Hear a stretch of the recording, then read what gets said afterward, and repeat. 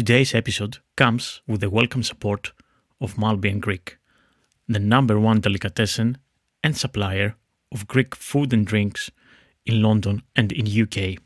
So if you're fasting for Easter Lent, then you are in luck. Malby & Greek has an amazing range of Lenten delicacies, so you can keep up with the desert monks. I have tried the Athanasopoulos plum olives, which are delicious, naturally fermented, with no chemicals and no process to make the whole maturing of the olives quicker. And they're massive and meaty and they're done with the same way since 3000 BCE. And you can have your olives with the amazing barley rusks koulouri from Saint Nectarius in Crete. Amazing double-baked barley bread called dakos, which is a staple of all the monks and all the travelers in Byzantine Empire, from the Byzantine times and in today's Greek islands. Another amazing product, Lenten and delicious, is the rock samphire from the Ionian Sea, which is preserved in a mild brine. Delicious, vegan, Lenten, and goes really well with your dakos and your olives. Perfect meze for a monastic monk.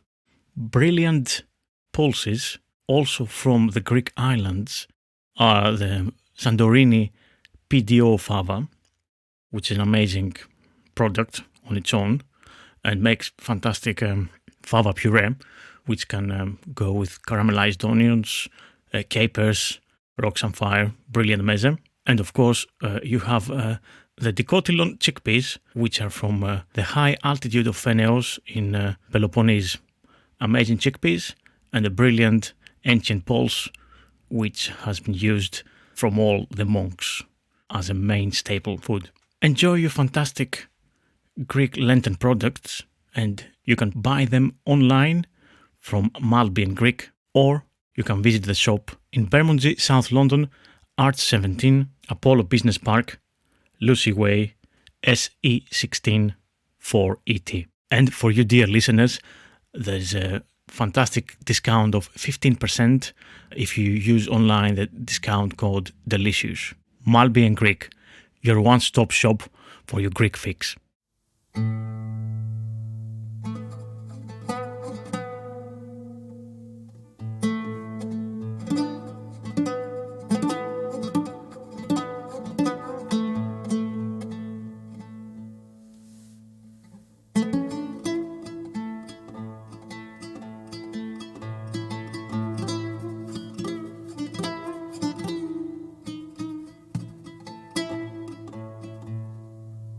There is an incredible photo from 1858, I believe it is, by a photographer called Dimitrios Constantinou.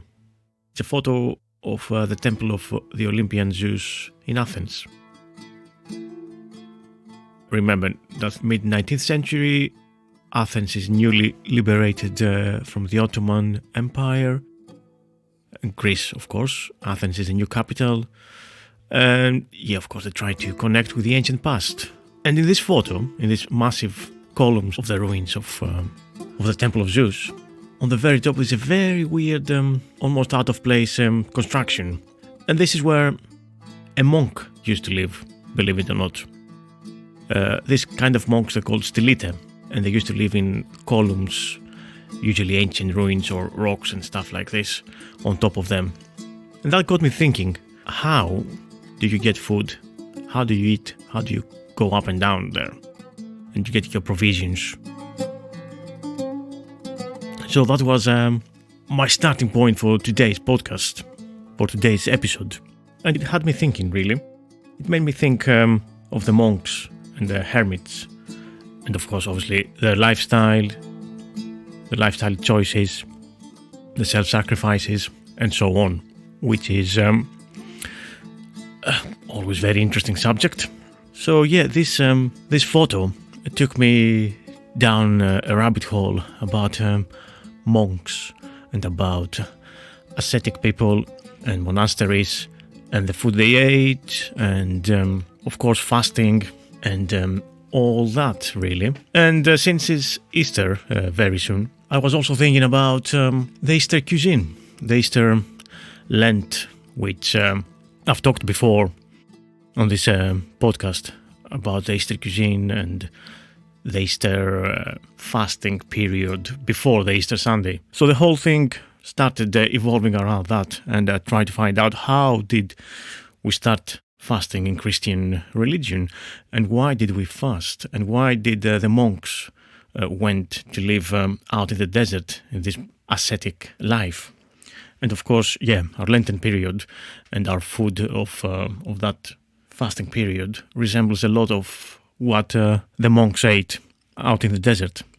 So everything was starting revolving in my head and making all kinds of strange connections. And that's how today's episode came about. And of course, how, as explained to this podcast before about the Eastern Lent, how did the Orthodox Lent, why is this different from the Lent here in UK, for example? And I found all sorts of interesting stuff and facts about monks and medieval cuisine and how things evolved around Europe after the monastic life, the monastic lifestyle spread around Europe. Who were these first monks? How they survived? How did it all began?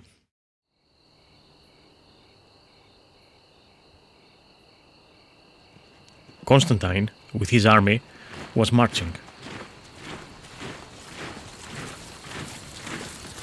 When he looked up to the sun and saw a cross of light above it, and with it the Greek words and teutonica. The literal meaning of the phrase in Greek is, in this sign, conquer. At first, he was unsure of the meaning of the apparition, but in the following night, he had a dream in which Christ explained to him that he should use the sign against his enemies. So the military standard used by Constantine in his later wars against Licinius showed the Chi-Rho sign. In the night before the battle, Constantine commanded in a dream to delineate the heavenly sign on the shields of his soldiers. He followed the commands of his dream and marked the shields with a sign denoting Christ. Maxentius chose to make his stand in front of the Milvian Bridge, a stone bridge that carries the Via Flaminia road across the Tiber River into Rome. Holding it was crucial if he was to keep his rival out of Rome, where the Senate would surely favor whoever held the city. As Maxentius had probably partially destroyed the bridge during his preparations for a siege, he had a wooden or a pontoon bridge constructed to get his army across the river. The sources vary here as to the nature of the bridge being central to the events of the battle. Zosimus, a historian of the time, mentions it, vaguely, as being constructed in two parts connected by iron fastenings, while others indicate that it was a pontoon bridge. Sources are also unclear as to whether the bridge was deliberately constructed as a collapsible trap for Constantine's forces or not. So the next day, the two armies clashed, and Constantine won a decisive victory. The dispositions of Maxentius may have been faulty, as his troops seem to have been arrayed with the river Tiber at their backs, but also very close to them, giving them little space to allow regrouping in the event of their formation being forced to give ground. Constantine, he was already famous and well known as a skillful general. He first launched his cavalry against the one of Maxentius and broke them. Then Constantine's infantry advanced. Most of Maxentius' troops fought well, but they began to be pushed back towards the Tiber. Maxentius then decided to order a retreat, intending to make another stand at Rome itself. However, there was only one escape route, and this was via the bridge. Constantine's men inflicted heavy losses on the retreating army. Finally, the temporary bridge set up alongside the Milvian Bridge, over which many of the Maxentian troops were escaping, collapsed. And those stranded on the north bank of the Tiber were either taken prisoner or killed. Maxentius' Praetorian Guard, who had originally acclaimed him emperor, seemed to have made a stubborn stand on the northern bank of the river. In despair of pardon, they covered with their bodies the place which they had chosen for combat. Maxentius was among the dead, having drowned in the river while trying to swim across it in an attempt to escape. Lactantius describes the death of Maxentius in the following manner. The bridge in his rear was broken down. At sight of that, the battle grew hotter. The hand of the Lord prevailed, and the forces of Maxentius were routed. He fled towards the broken bridge, but by the multitude pressing on him, he was driven headlong into the Tiber. Constantine's victory gave him total control of the Western Roman Empire, paving the way for Christianity to become the dominant religion for the Roman Empire, and ultimately for Europe. The following year, 313 CE, Constantine Licinius issued the Edict of Milan, which made Christianity an officially recognized and tolerated religion in the Roman Empire. The interesting thing about the battle here, about the sign before the battle, the Entutonika, that Constantine saw forming in the sun, I think we can assume nowadays that he probably saw a vision. We can interpret it in a solar context, basically as a solar halo phenomenon called the sun dog. And I guess that's something we can think he might saw as a vision of the cross above the sun.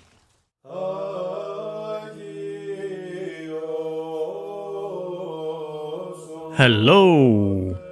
My name is Thomas Dinas, and this is the Delicious Legacy Podcast. Welcome back to another archaeogastronomical adventure. And this time we are going to the deserts of the Middle East and Egypt, where we explore the foods and diet of the first monastic orders and the monks who lived in splendid isolation in this harsh desert environment.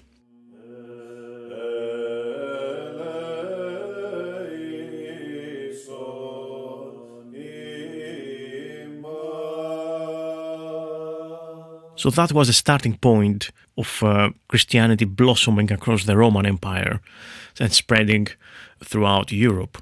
But the heart and the beginnings of Christianity all started down in the Middle East, what is today Egypt, Lebanon, Syria, Palestine, Israel, these core countries, this area.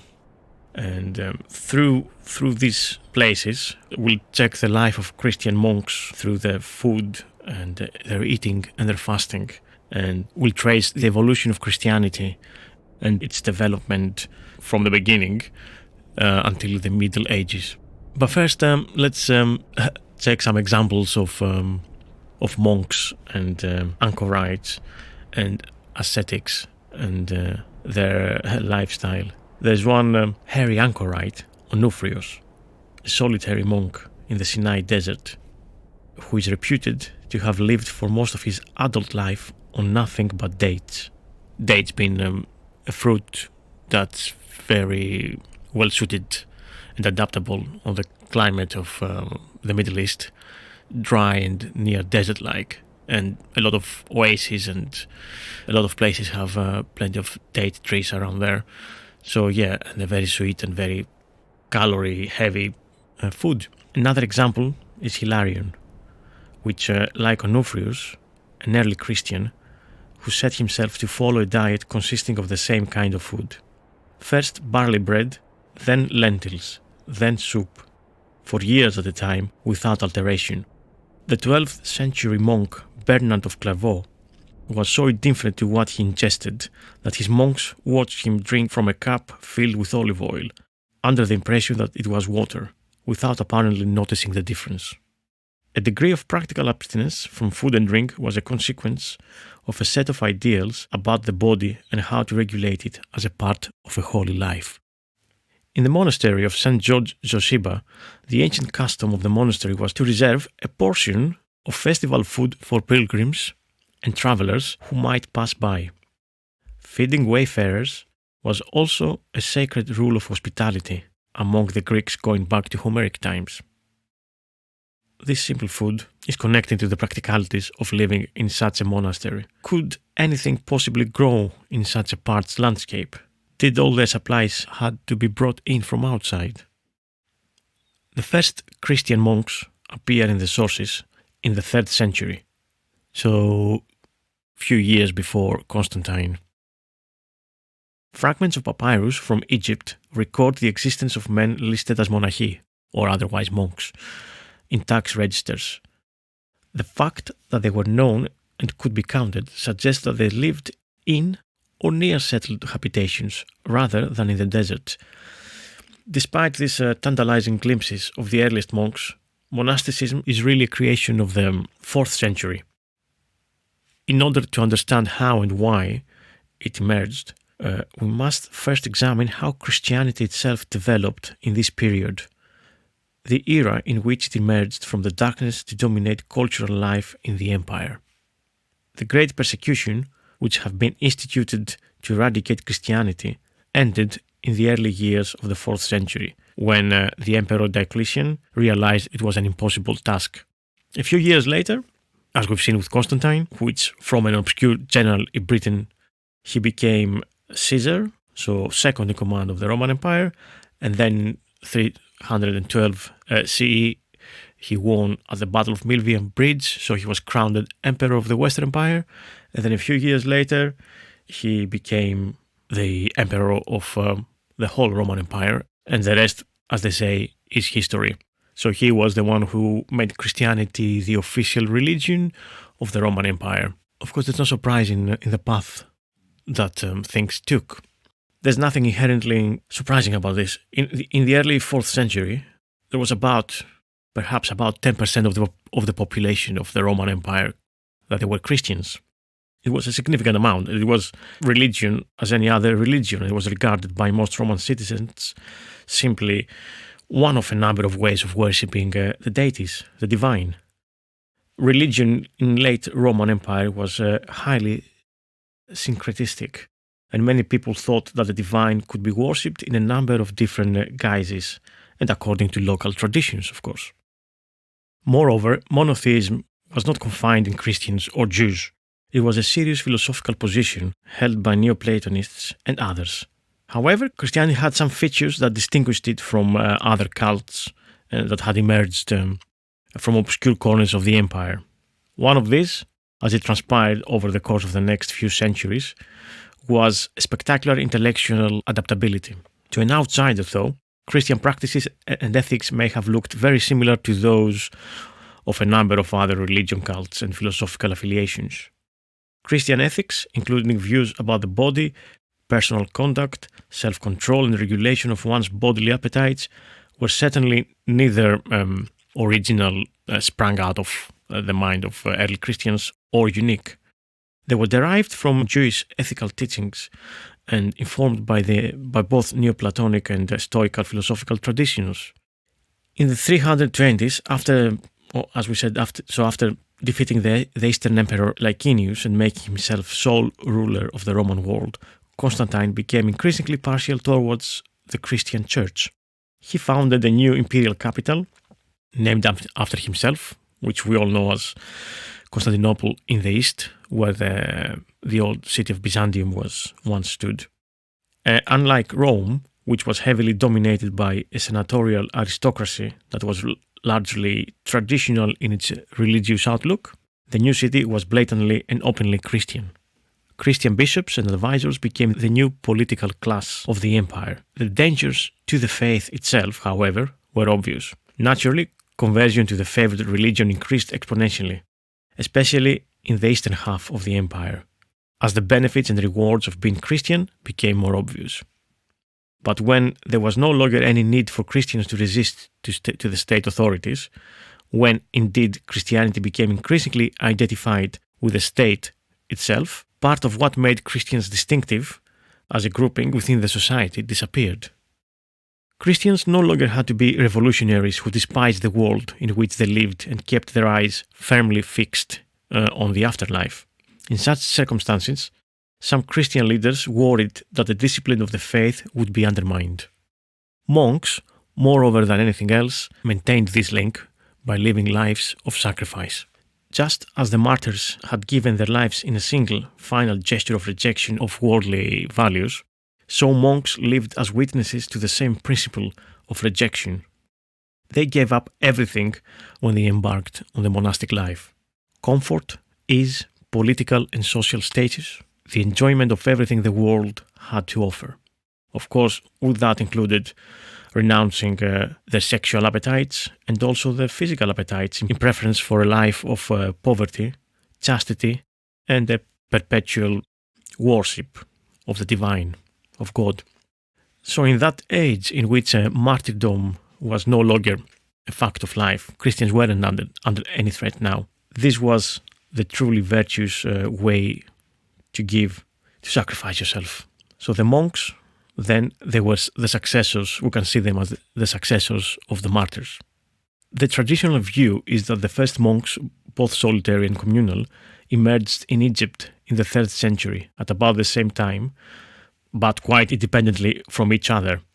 And this view derives largely from one of the most influential pieces of writing of the late Roman period, indeed of Christian history in general, which is the life of Antony. Antony the Great, one of the first, not the first, but the most famous of the monks and saints.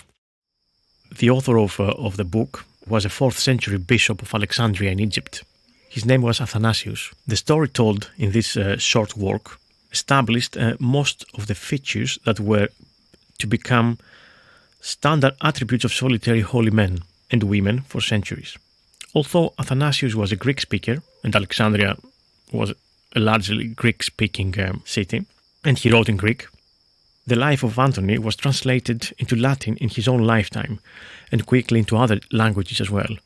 It was a very popular book, basically. This was a sign both of how influential it had become only a few years after its initial launch, and also how important Athanasius saw this as a means of spreading the message he wanted to convey in the work, in the book itself.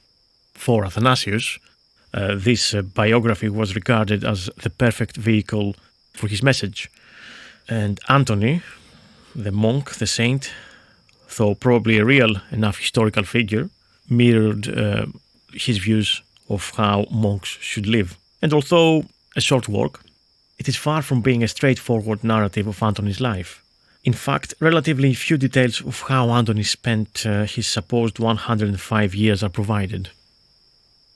We first encounter Antony at the age of 18, as a newly orphaned devout Christian from Lower Egypt, a young man of considerable means but with a younger sister to support.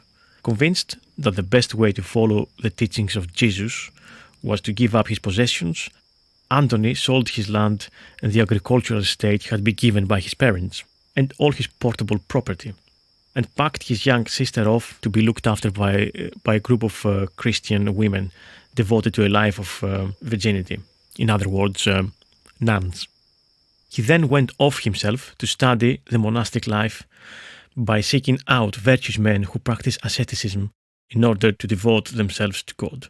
It is clear from the context that they were already monks in the most heavily populated and fertile part of Egypt, that some lived alone and others in associations or groups, that monks might be men or women and that they might live near or in villages and towns, or at some more remote distance from them.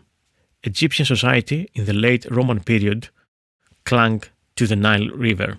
As the ancient proverb said, Egypt was the gift of the Nile.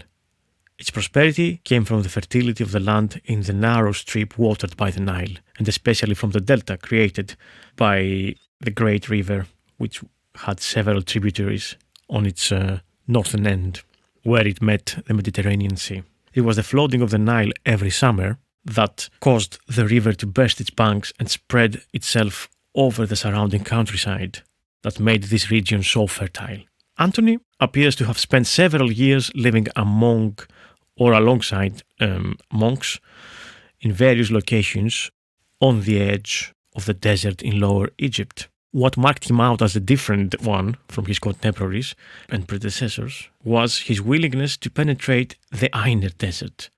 In other words, to cut himself off from all human contact for years at a time. Antony maintained a very strict ascetic diet. He ate only bread, salt and water, and never meat or wine. He ate at most only once a day and sometimes fasted through 2 or 4 days. For Antony, at least, in Athanasius' telling of his story, the job of the monk was to confront the devil and his attendant demons. This might be done anywhere, but one was more likely to encounter the devil by drawing attention to oneself, and this Antony did by inhabiting tomb chambers and deserted fortresses alone in the desert. Antony's solitude was made it impossible for him to secure help from any human agency. He was reliant only on his own faith and inner strength. The torments, described by Athanasius in the book, read to us today like inner psychological conflicts, visions of horrible creatures, the fear of being alone in the desert, uncertainty whether he had sufficient food to survive. To Athanasius' readers, almost 2,000 years ago, the appearance of demons or other creatures in dreams was normal. Indeed, it was a mark of spiritual distinction to be subject to such visitations. Only special people with special powers tended to have visions. Contrast this Constantine's visions at the Milvian Bridge before the battle, which was the one side of the coin, and Antony's demons and visions as the other side of the coin. Skete is one of the 3 early Christian monastic centers located in the Nitrian Desert of the northwestern Nile Delta. The other 2 monastic centers are Nitria and Kelia. Sketis, now called Wadi el Natrun, is the best known today because of its ancient monasteries still remain in use, unlike Nitria and Kelia, which they only have archaeological remains. Dioscorus, one of the monks of Skete, encountered in the sayings of the fathers, set himself a new ascetic challenge every year. One year he undertook only to eat raw food, another year not to eat fruit, though he was very fond of them, and so on. Abba Sisos of Thebes would eat either bread or vegetables, but not both at the same meal. Macarius, the doyen of Skete monks, copied what he had heard from the practice of the monks of the Pachomius monastery in Tabenesi to eat only raw food in Lent, but he extended this for a period of 7 years without a break. He was also frugal about eating fruit.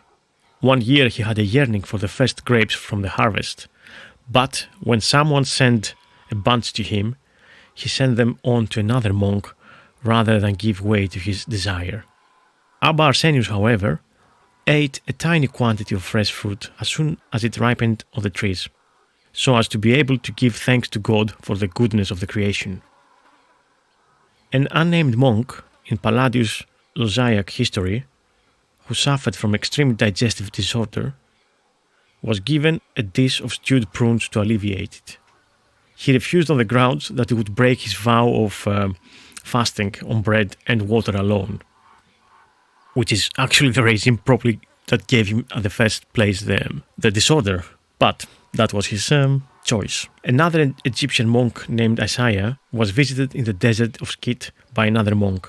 He offered him some food and a saucepan of lentils on the fire, but just as the water was starting to boil, he removed the pan, saying that simply to see the fire cooking the lentils should be sustenance enough for them. As we see, there is an element of competition in some of these stories, who can be the best fasting monk. Macarius was inspired by an example of a monk who ate only a pound of bread a day, so Macarius would break his own bread ration into pieces and keep it in a jar with a narrow neck. He then ate daily only the pieces that he could bring up in a single handful. Another Skete monk, Isaiah, was criticized for adding water and salt to his food, on the grounds that this created a sauce, which was unnecessarily complicating the basic ingredients. Eating raw as opposed to uncooked food was regarded as particularly virtuous by some monks. There were 2 ethical aspects to the ideal.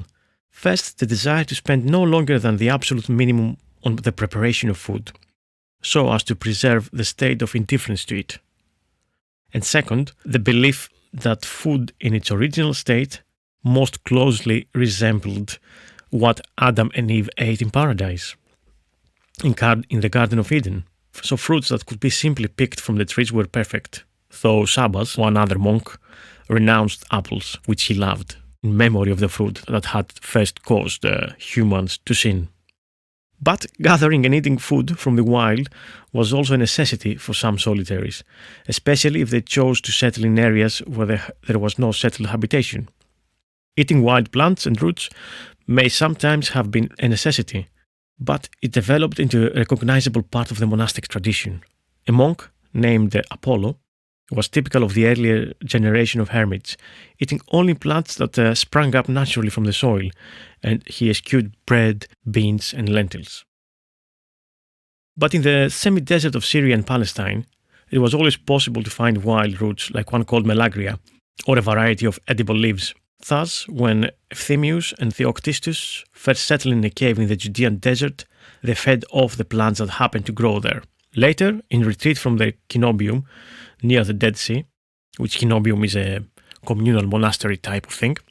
So later, Euthymius resorted once again to eating meloa, a shrubby plant that grows commonly near riverbanks in the region. Sabas, when he settled in his cave in the Wadi Kidron, was joined by other solitaries and gatherers, monks that they were gathering wild herbs and plants. And according to Cyril of Scythopolis, Sabas himself recalled living of melagria with Euthymius during Lent. So he seems to have adopted the practice from his own mentor. For when he was later found wandering around the shores of the Dead Sea by himself during Lent, his pouch was full of melagria and reed hearts. Melagria, I think it's been identified nowadays as the Asphodelus microcarpus, which is a shrub with tough and inedible leaves, commonly found in the Judean desert, of course, and indigenous to Syria and Palestine. Although the leaves cannot be eaten, the roots are edible, and they can be used as a substitute for onions and garlic when boiled or sautéed. Alternatively, the gum resin from the roots can be used to flavor dishes of beans or herbs. So when Sabas lived in solitude in the Judean desert, his food bag apparently contained only asphodel and reed hearts, as well as a small trowel used for digging the asphodel out of the ground. Meloa, also known as saltbush, is a form of mallow. Its leaves and roots are both edible. Cyril of Scythopolis, in his Life of Euthymius, describes monks at the monastery washing meloa leaves that they have gathered. So clearly, it was a plant that it was eaten by settled monks. Most pertinent to the monks of the Near East is the reed, the plant that, along with melagria, was Sabas' staple diet during his Lenten wanderings. Sabas, evidently something of a connoisseur, even in this extreme situation, collected and saved the hearts of the reed. In fact, all parts of the reed, which is a species of grass that can grow up to 12 feet in places, are edible, either raw or cooked. The stems are best eaten before the flower, in early summer, either boiled or ground into a kind of flour and mixed with water to make a form of bread. Since Sabas took no cooking equipment with him, he must have simply chewed the raw stems and saved the hearts. Because his fast occurred in Lent, before the flowering season, he would have been able to enjoy the reeds at their best.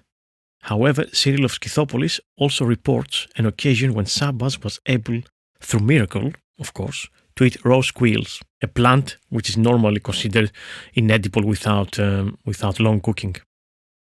Okay, let's see our first recipe of the day. A hermit's stew. Collect a large bunch of mixed leaves and shoots of various kinds. For example, dandelion, wild asparagus, alexanders, wild several, nettles. Clean them carefully and trim off excess stalks. You should end up with enough shoots and leaves about 4 inches in length. Heat some olive oil in a wide bottom saucepan and add a finely chopped onion. When this is translucent, throw in your herbs and mix them around until they are coated with the oil. Then add about half a pint of water and a tablespoon of mild vinegar. Bring to the boil and simmer. Meanwhile, crush 2 bulbs of garlic and a half teaspoon of black peppercorns in a mortar. Add a few chopped almonds or pine nuts and a small handful of parsley or coriander. Check that the leaves and shoots in your stew are tender. The length of time this will take will vary depending on the quantity and the varieties of the leaves in your pot. Add salt and the crushed mixture of your mortar. Eat with flatbread or thicken the stew with breadcrumbs.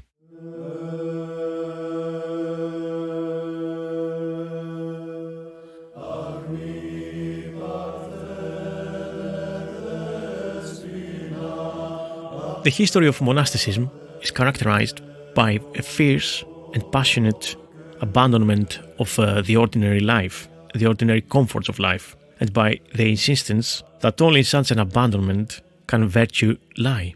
Among such comforts, the most obvious and striking are food and drink. Clearly, ascetics who followed this ideal understood that eating and drinking was necessary, but they thought that virtue lay in treating it in purely as a necessity, rather than something capable of giving pleasure. The purpose of food and drink was simply to sustain life so that spiritual perfection could be sought without consideration of the body's desires. The principle is explained in a metaphor by one of the most colorful of the Desert Fathers, John the Dwarf. A king who wants to take possession of an enemy's city begins by cutting off the water and the food. So, his enemies, dying of hunger, submit to him. It is the same with the passions of the flesh. If a man goes about fasting and hungry, the enemies of his soul grow weak. In order to comprehend how this understanding of the moral value of fasting emerged, it is useful to first examine the roots of the ethical tradition of early Christian asceticism. Throughout monastic literature, especially that of the Desert Fathers, there runs a deeply ethical thread in which the intention of an action is considered more important than the action itself. This was far from unique to Christian teaching, and the fact that it was adopted so naturally as part of the monastic behavior only demonstrates the debt owed by the early Christian church to classical and Jewish precursors. The most obvious example of continuity between pre-Christian and early Christian asceticism is the Essene sect in the 1st century Judaism. Josephus, the Romanized Jewish historian who lived from 37 to around 100 CE, left the most complete account of the Essenes and their practices. He described them as a dissident group of Jews who observed the teachings of Moses in particularly rigorous ways. They lived in communes in the Judean desert near the river Jordan. The location of the most famous which is Qumran, and it's famous for the discovery of the so-called Dead Sea Scrolls. If you haven't heard of them, you can Google Dead Sea Scrolls and you'll find a lot of information about them. So these Essenes, they devoted their lives to prayer, worship and simplicity of living. They eschewed marriage and sexual relations and maintained a strict bodily austerity that included dietary restrictions beyond the law of Moses. Whether Christian monks consciously modeled themselves on the Essenes, that's something highly debatable. We can't really say for sure, but there is clearly an influence. Austerity in personal behavior, in the form of chastity, sobriety and moderation in food and all aspects of outward behavior, were standard ways in which religious groups of people would be identified, whether they were Neoplatonic philosophers, whether they were following the cult of Mithras, Christians or Jews or Persian fire worshippers. Now it's tempting to see this mind-body relationship dichotomy as one with the body and its needs being suppressed or relegated to a secondary importance. There is a grain of truth, of course, that Christianity, following its parent Judaism, or at least the mainstream Judaism, in regarding the soul as eternal in contrast to the mortal body. But despite the extremes of ascetic behaviors that we encounter in the early monasticism, the purpose of fasting or eating very little was not to harm the body, but surprisingly, perhaps, to perfect it. Here we should remember that the ideal state of humankind was considered to have been that in which it had existed before the fall and expulsion from the Garden of Eden. As we said earlier, in the garden, the earthly paradise, Adam and Eve had not had to give thought to their bodily needs because they were provided all around them. The state of dependence on nature carried with it an abundance that meant no work had to be done in order to feed and clothe oneself. In fact, you didn't need any clothes as well.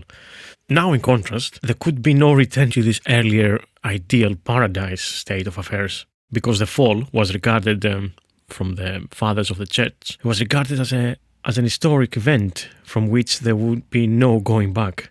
The efforts of the grazers, so these are the monks who lived as foragers, to recapture something of this state of innocence represented an attempt by a few individuals to find some means of personally remaining as free from sin as possible. Not everyone obviously could follow this path. Another way of trying to recapture innocence was to live in such a way as to make the body as angelic as possible. Taken literally, this entailed the perfection of the body by the least reliance possible on earthly things, including food. For this reason, the simplest foods were the best, and the body should not take in more than it was strictly necessary to support life. So eating too richly, or too much, or devoting a disproportionate amount of time and effort to what one ate was potentially to pollute the body. Trying to achieve this angelic state of bodily existence was a matter of balance. To go too far in the direction of abstinence, to the extent that one disregarded the body and its needs altogether, was to despise God's creation.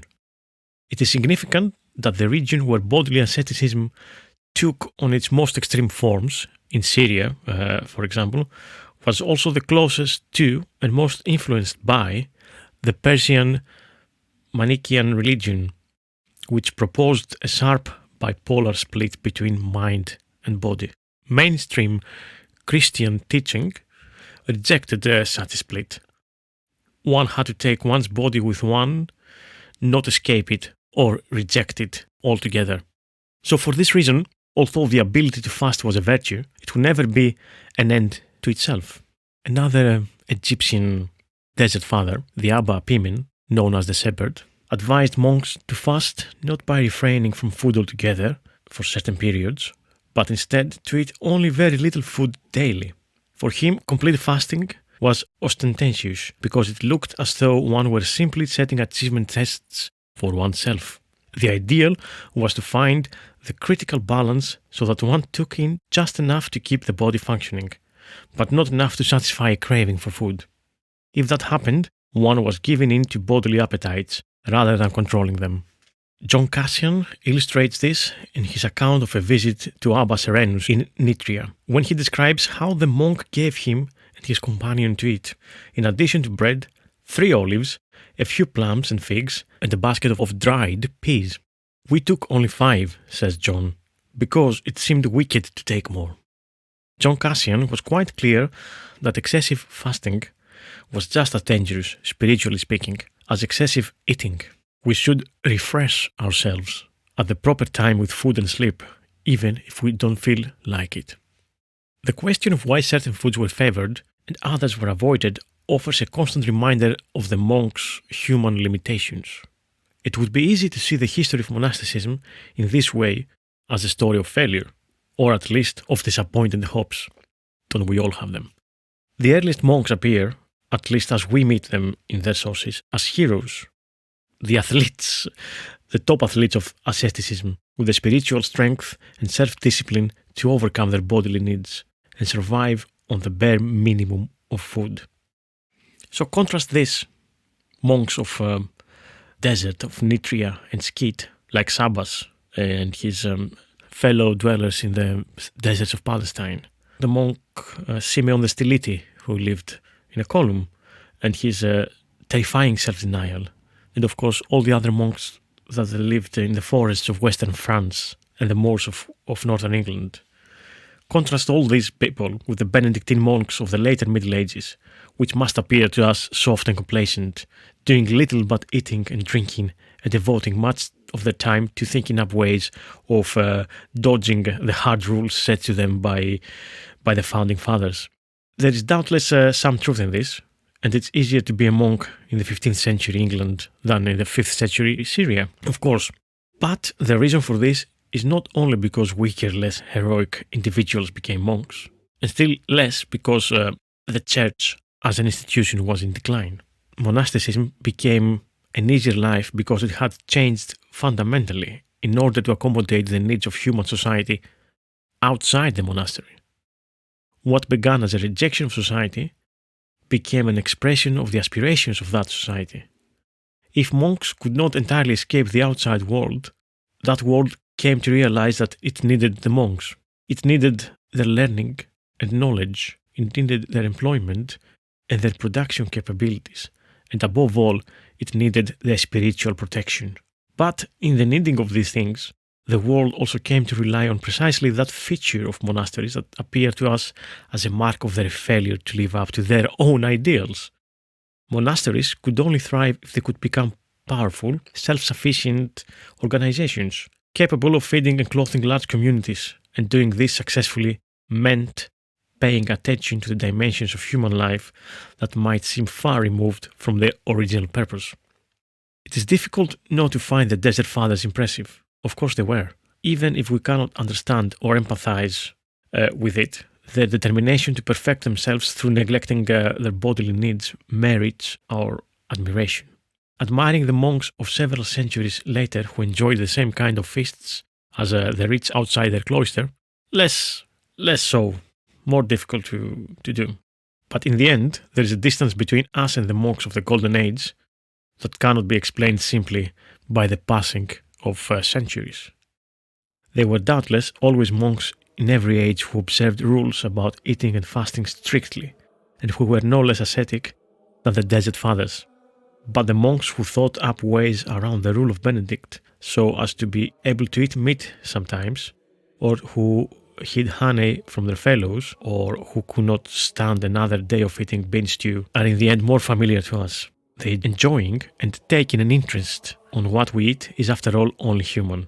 So we see from that, and as Christianity was developing, of course, and the church thinking in general was dominated by the rule of Saint Benedict, which was formulated originally in Italy in the 5th century, which insisted monks should give up meat and alcohol, and that their meals, taken only twice, at midday and in the evening between Vespers and Compline, should only contain 2 cooked dishes. Christianity brought with it the concept of gluttony as a sin, and of abstinence and fasting as a symbolic assertions of faith. Lenten fasting became law at the Council of Aix in 837. Charlemagne was determined to see that it was observed, by force if necessary. Any baptized Lombard or Saxon chieftain who failed to do proper penance had his head cut off. And a rather uninviting prospect which considerably slowed down the rate of conversions to Christianity. With this concept of gluttony as a sin and abstinence and fasting as a symbolic assertions of faith, the monks generally predominantly were surviving on a poor man's diet of bread, seasonal fruits, vegetables and herbs. So monks took pride on their own gardens, on their own productive gardening in monasteries. And monasteries themselves expanded, so as they expanded horticulture as well. So they had fine herbs and aromatics were grown for medicinal as much as culinary use, together with garlic, leeks, onions, which took the place of their vegetable enclosure. They also had orchards with plums, pears, medlars, quinces, mulberries, walnuts, which they were a new introduction in England, taking the name from meaning foreign lands, and all these were improved by grafting. Elfric also listed astonishingly the peach, and by Doomsday there were as many as 30 vineyards in South England, and the monastery of Ely was so rich in them that it was known as the Ile de Vignes. Saint Benedict ruled that only the sick could indulge in the flesh of quadrupeds, but the monks were quick to think and interpret this as excluding birds and fish. So fish ponds, known as stews, and ornamental dovecotes for pigeons, known as stock doves, gained currency in monastery grounds, each providing a constant supply of allowable flesh. As Christianity spread in England and Northern Europe in general, fasting also began to form part of the culinary rhythm of every week, observed by rich and poor alike on Fridays, in memory for the crucifixion, Wednesdays, the day Judas pocketed his bag of silver, and Saturdays, the Sabbath Eve. Around 1009 AD, according to Ethelred, it was the law to fast on bread, herbs and water for the 3 days before Michaelmas, the eves of every significant saint's day, and all of the Advent and Lent, days on which every household was expected to abstain not only from meat, but from other animal products, including dairy. Unless you were excused from fasting by virtue of your health, the reality was that the religion ensured that meat was off the menu for a significant portion of the year. So far, so similar to the Greek Orthodox or Eastern Orthodox Church's Lent. What happened next in England? Henry's dissolution of the monasteries and the rift with Rome would bring about one of the most cataclysmic transformations in the diet of all classes, forever altering the British relation with fish as well. Picture this. In 1536, there were more than 800 religious institutions in Britain. Within 5 years, there were none. The dissolution changed at a stroke the way the countryside looked and the rules according to which people ate. The monks, their masses, and their fish ponds disappeared. In 1541, Henry proclaimed that eggs, cheese and milk could all now be included in the fast diets. Total lentil abstinence was abandoned and the number of holy days was reduced by around 3/4. At some point, a middle ground was reached. Fast days were maintained by law in order to protect the fishing industry, and most people ate fish on Fridays and Saturdays. But attitudes to fish were shifting, and also importantly, the status of butter and cream over olive oil and almond milk began to soar. So you see here how this shift between the way we think Lent in the Orthodox Church and the way Lent happens in UK has started. And here in UK now, you give up something for Lent. You don't have to fast with everything as you do in the Orthodox Church. But yeah, you give up something, which are both very legitimate and equally fine ways to do your fasting and your penance. Today, nowadays, we have a modern way of fasting, and it's our fear of getting fat and basically getting more healthy. So instead of having butter or olive oil, we have all these weird reduced fat spreadable things, concoctions that I find actually appalling, disgusting, unappealing. And the other weird things like decaffeinated coffee. What the hell, guys? And apparently this is progress. So fasting might be a thing of the past, but we have to reinvent it somehow. It's not about the fear of the last judgment. It's the fear of our cholesterol and our heart disease and so on. I've got another monk's recipe for you. Hawthorne Porridge. Gather as many hawthorn blossoms as you can. Ideally, you should have about 2 handfuls for a good hermit's serving. Crush the petals in a mortar until you have a thickish paste. In a small saucepan, gently heat half a pint of milk and stir in the hawthorn paste. Tear or grate 2 slices of stale bread into pieces and stir gently into the milk. Let it cook until the bread has amalgamated with the milk to thicken it to a porridge-like consistency. So generally, obviously every monastery and every skit and every different monk had their own rules and schedules and ways of eating and how they eat. But as a general rule, the main meal was to comprise 2 cooked dishes with the addition of fresh vegetables and fruits as a third.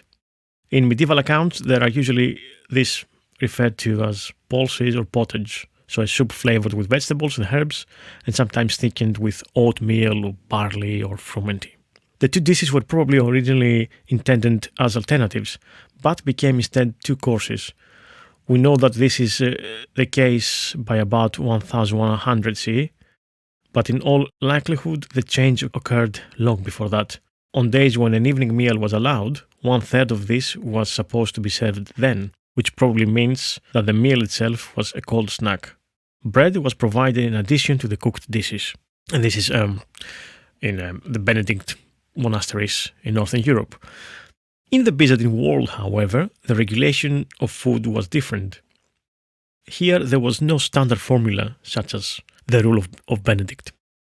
Since founders were responsible for regulating monasteries, there could be as many different rules as there were monasteries. From the 9th century onward, an increasing number of typica is the rules to be followed for daily life from the monks.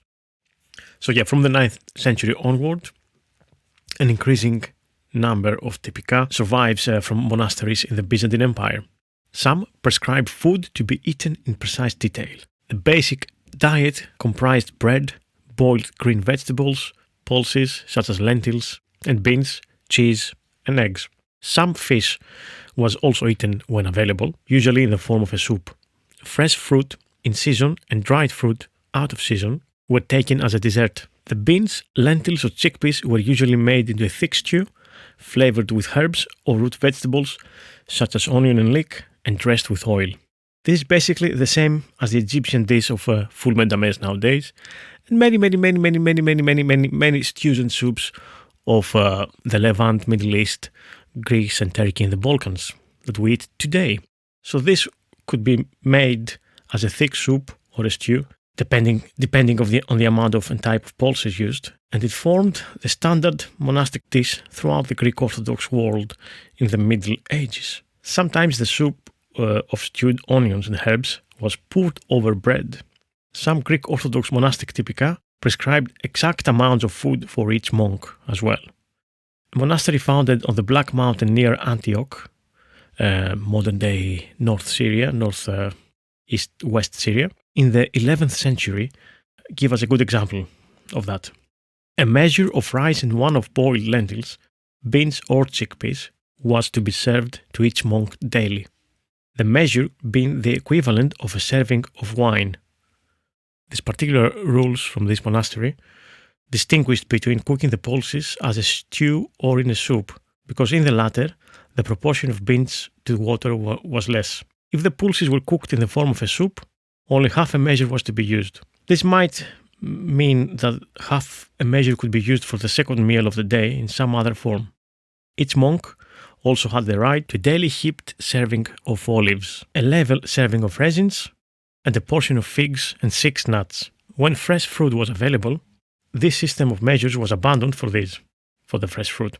Besides these regulations, with regard to quantity, the author of the Typicon, Nikos, also specified what kinds of food were to be eaten each day. On Tuesday and Thursday, the menu was soup, vegetables, boiled but not dressed with olive oil, and cheese, eggs and fish if available. These were the days of plenty.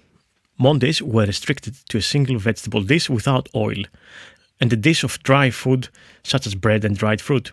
On Sundays, dishes at both meals were prepared with olive oil. This was the rule until Lent. After the second week of Lent, however, no cooked food at all was allowed to be prepared on weekdays, and the monks had to be content with bread, fruit, olives, and whatever vegetables or herbs could be eaten raw. Those Byzantine monastic typica that expressed an interest in food were particularly concerned that Lenten observances should be clearly specified. Indeed, it is from the Lenten food that we get our clearest picture of how Orthodox monks ate. At the 11th century Constantinopolitan monastery of Theotokos Evergetis, for instance, we know that during most of the year, breakfast and lunch were the main meals, and that supper, which comprised only bread, a little wine and a small fruit, was optional. For Lent, however, we have a much fuller picture of the meals.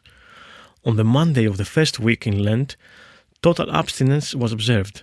The monks were to eat nothing at all. Between Tuesday and Friday of the first week, monks ate boiled lentils or beans, accompanied only by raw vegetables. On Friday, 2 cooked dishes were prepared, but without the use of olive oil, either in the cooking or as dressing. On Saturday and Sunday, the 2 cooked dishes could be dressed with oil. During the rest of the Lent, every Wednesday, the monks could eat the same as the weekends. But on Tuesdays and Thursdays, olive oil was permitted in only one of the cooked dishes. On Mondays and Fridays, the only food available was plain boiled beans, small fruit and water. On Good Friday, only uncooked food was permissible. And there you go. There you have it. This is a very incomplete analysis of what the earliest monks and the fathers of the church ate. A very quick view of how our Lent and diet, our Christian diet has evolved throughout the first 500 years, 600 years of Christianity's existence. I hope that was of interest to you, and I hope it kind of inspired you in terms of how you see diet and fasting and Lent and what we eat today and how we see our body and soul connected or not in some cases. Thank you for listening. And for the Patreon backers, I've got an extra bit of a couple of recipes coming up, which is an Orthodox monk stew and a pottage, which I hope you will enjoy. Orthodox monk stew. Allow about 35 grams of dried chickpeas per monk. Prepare chickpeas by soaking them in cold water for 8 hours or overnight. If you're using them dried, change the water and bring the chickpeas to the boil over high heat. Thanks for listening. I've been Thomas Dinas, and this was the Delicious Legacy Podcast. If you want to find out more about ancient recipes, unknown ingredients, and long-lost foods from our past, go to my Patreon page and sign up from $3 per month. There you'll find a wealth of articles, recipes, and musings about ancient and medieval and all sorts of recipes from our distant and not so distant past. Many thanks to all my Patreon backers so far. You keep this podcast going. If you want to help, you can either make one-off donations on Acast or sign on my Patreon to be one of my patrons. And at the moment there are 40 episodes uploaded with extra material there, and also a wealth of recipes and articles, around 120 in total. Remember to share this podcast with 3 friends of yours. That will help grow and make it more well-known. Please leave a review and rate in any platform that you're using. Spotify, Acast, Apple Podcasts, Pocket Casts, and so on. It really, really helps with making this podcast more well-known out there. Over and out.